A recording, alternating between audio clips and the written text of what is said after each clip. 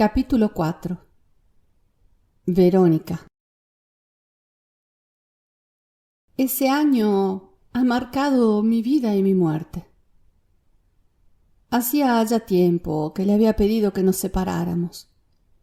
Sus celos eran insoportables y las escenas, mejor ni hablar.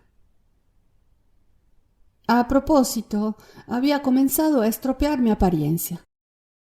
Comía desmesuradamente, cero nutrientes, nada de maquillaje, ni siquiera un par de aretes. Vestía siempre ropas anónimas y holgadas. Mi cabello era un simple y perenne rodete, para que se aburriera de mí y me dejara. ¿Te acuerdas de Betty la fea? Allí estaba yo, idéntica. Pero de lograr que me abandonara, ni se hablaba. Cuando nos enamoramos, decidí tomar el paquete completo. Creía que todo el amor que tenía para darle podría ser, al final, más fuerte que sus celos. Después de todo, eran tantas sus virtudes. Nadie es perfecto. Jamás me hubiera permitido intentar cambiarlo. La que cambió fui yo. De a poco, en modo imperceptible. Día a día, año tras año. Se activó un círculo vicioso entre nosotros. Él pedía y yo le daba todo, pero no en el modo en que él lo necesitaba. Y viceversa. No es que no haya notado las primeras banderas rojas. Es que, para evitar eternas discusiones, cedía. Un poco a la vez, cedía. Hasta que llegó el momento en el que ya no tenía más nada que ceder, y así Máximo dejó de sentirse amado. Naturalmente, yo también. Si hubiésemos aprendido a tiempo que existen distintos lenguajes del amor, si hubiésemos dado en el clavo, dándonos cuenta y hablando claro, tal vez nuestra realidad hubiese cambiado y allí estaríamos, todavía vivitos y coleando. Nuestras heridas emocionales de abandono, rechazo y traición se despertaron, se alimentaron y crecieron desmesuradamente hasta devorarnos.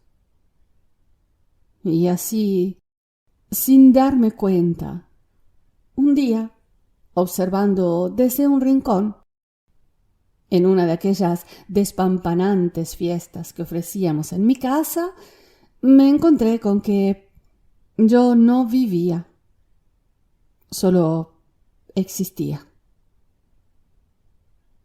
Mis amistades eran las suyas. Mis días giraban alrededor de él y mis hijos.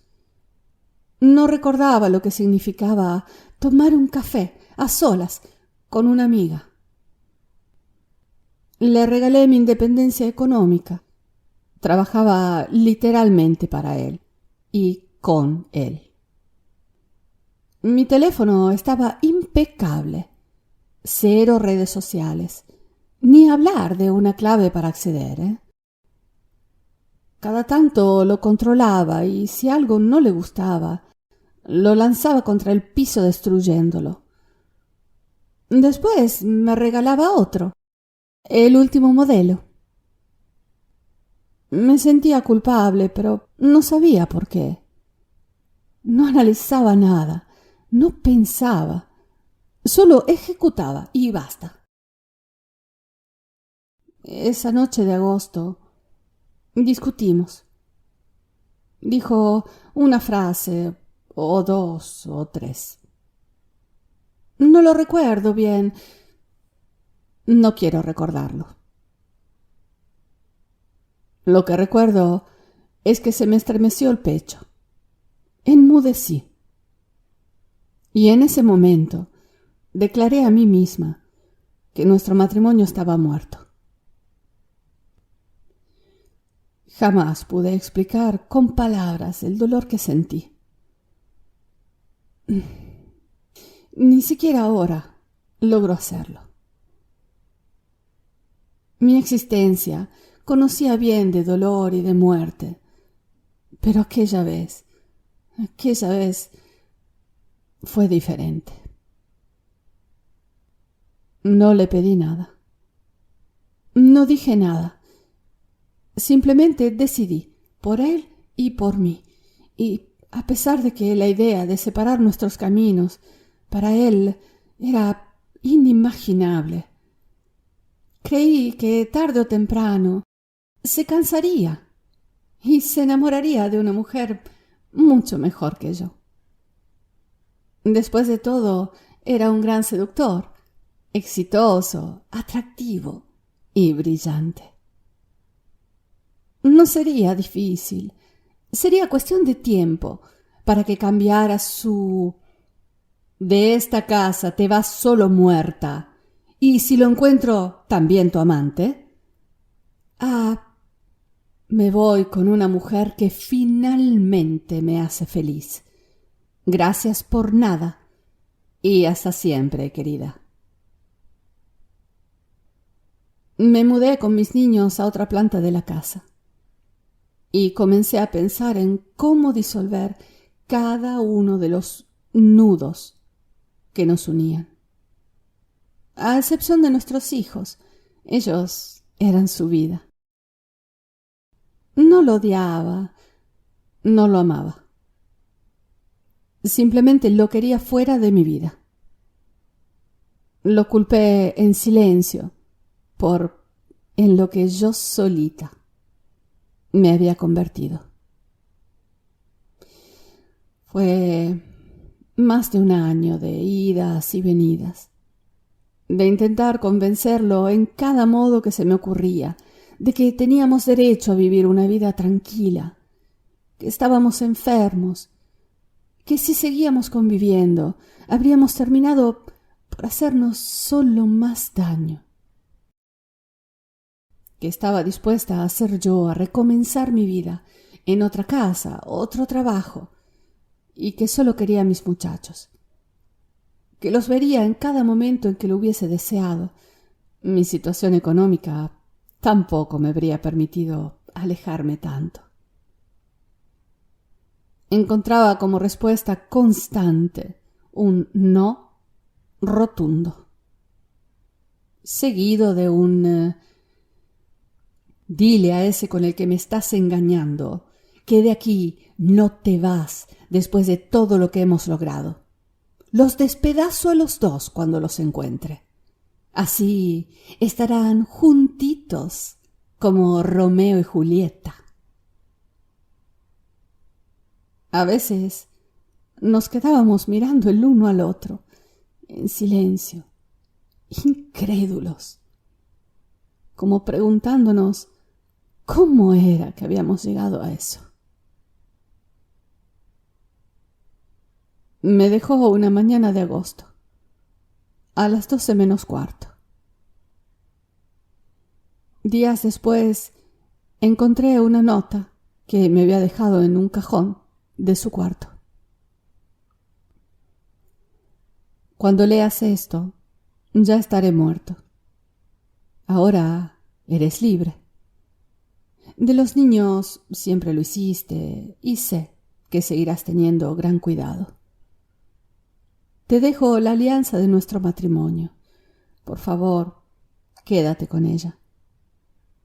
En tu pulgar derecho quedaría muy rock. ¿Te gustaría? Irá todo bien. Jamás conocí a alguien más resiliente que tú. Nunca me necesitaste. Te amo, Max». El mismo hombre que había salvado mi vida 2 veces se había suicidado.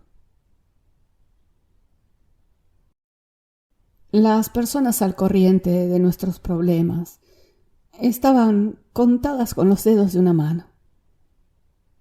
Algunos habían tratado de ayudarnos, otros simplemente se aprovecharon.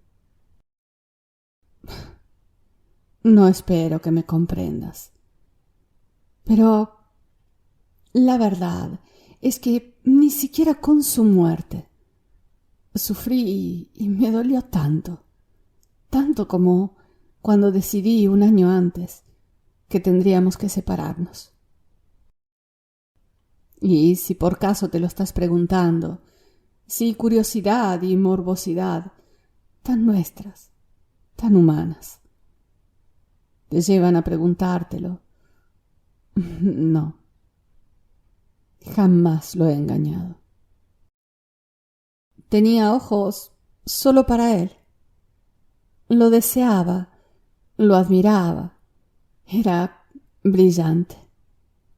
Era todo lo que yo alguna vez hubiese querido ser. Y cuando he dejado de amarlo, era mi lealtad y mi agradecimiento por todo el amor que alguna vez me había dado, la que jamás me hubiera permitido posar mis ojos en algún otro hombre.